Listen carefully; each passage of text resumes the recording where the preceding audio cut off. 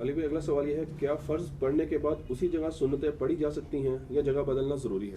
جگہ بدلنی چاہیے جی. صحیح مسلم میں حدیث موجود ہے، حضرت امیر معاویہ رضی اللہ تعالیٰ عنہ ایک دفعہ نماز پڑھ رہے تھے اپنے حجرے کے اندر. انہوں نے اپنے یعنی محل کا ایک کمرہ جو ہے وہ مسجد کے ساتھ ایڈجسٹنٹ بنایا ہوا تھا سیکیورٹی ریزنز کی وجہ سے. ظاہر ہے پہلے بھی ہمارے جو مطلب 3 خلفاء جو ہیں وہ اسی طرح شہید ہوئے ہیں، حضرت عمر، حضرت عثمان، حضرت علی رضی اللہ عنہ مجمعین علیہ السلام.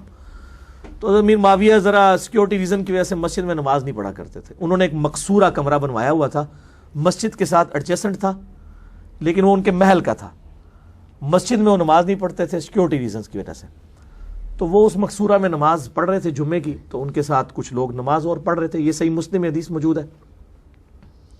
تو سلام پھرتے ہی ایک تابعی کھڑا ہوا اور اس نے وہیں پہ کھڑے ہو کے نا جمعے کی بعد والی سنتے پڑھنی شروع کر دی.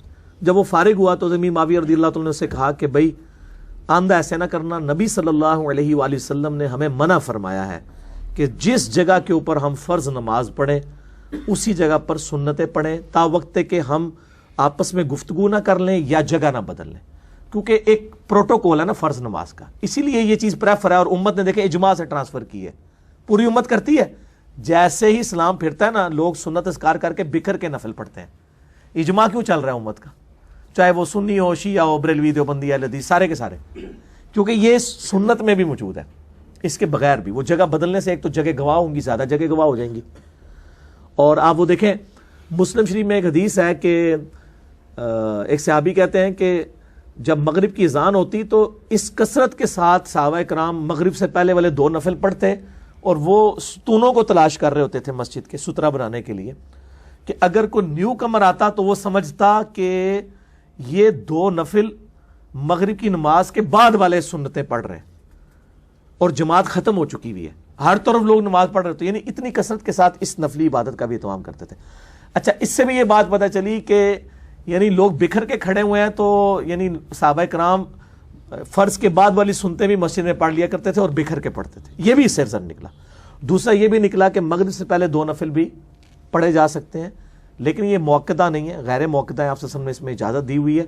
بہرحال یہ جو حنفی ڈنڈا اٹھا کے پیچھے پڑ جاتے ہیں کہ یہ پڑھنے نہیں ہے، یہ ضد ہے. صحیح بخاری میں حدیث موجود ہے کہ ہر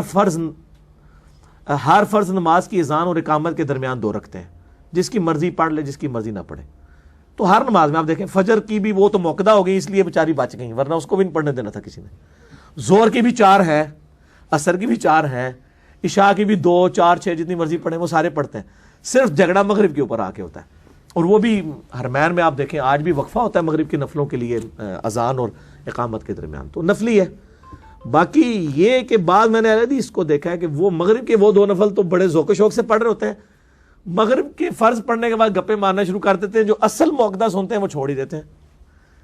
تو یہ بھی ضد نہیں ہونی چاہیے کہ آپ غیر موقدہ اور جو کم درجے کی نفل ہیں ان کے اوپر زیادہ ایمفسائز کر رہے ہیں اور جو زیادہ درجے کے ہیں ان کو آپ چھوڑ رہے ہیں. تو اس میں بیلنس ہونا چاہیے.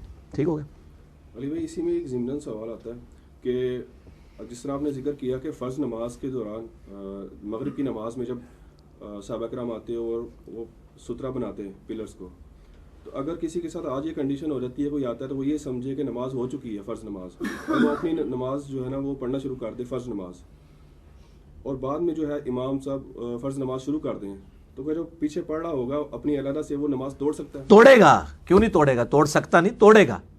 امت کی جمعیت کے ساتھ شامل ہونا ہے. کیونکہ آپ صلی اللہ علیہ وسلم کی حدیث ہے صحیح مسلم میں کہ جب فرض کے لیے اقامت ہو جائے تو کوئی نماز درست نہیں ہے.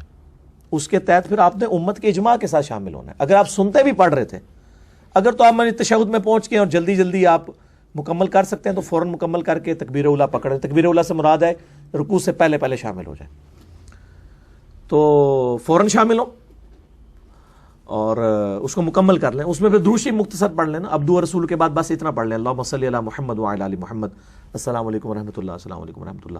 کیونکہ درود شریف پڑھنا تشہد میں ضروری ہے. باقی دعائیں تو نفلی اذکار ہیں، وہ سکپ کر سکتے ہیں عام حالت میں بھی اگر یعنی جماعت کھڑی ہوگی تو اس میں اجازت ہے، کوئی مطلب ایشو نہیں ہے. توڑے نماز کو، فوراً توڑے.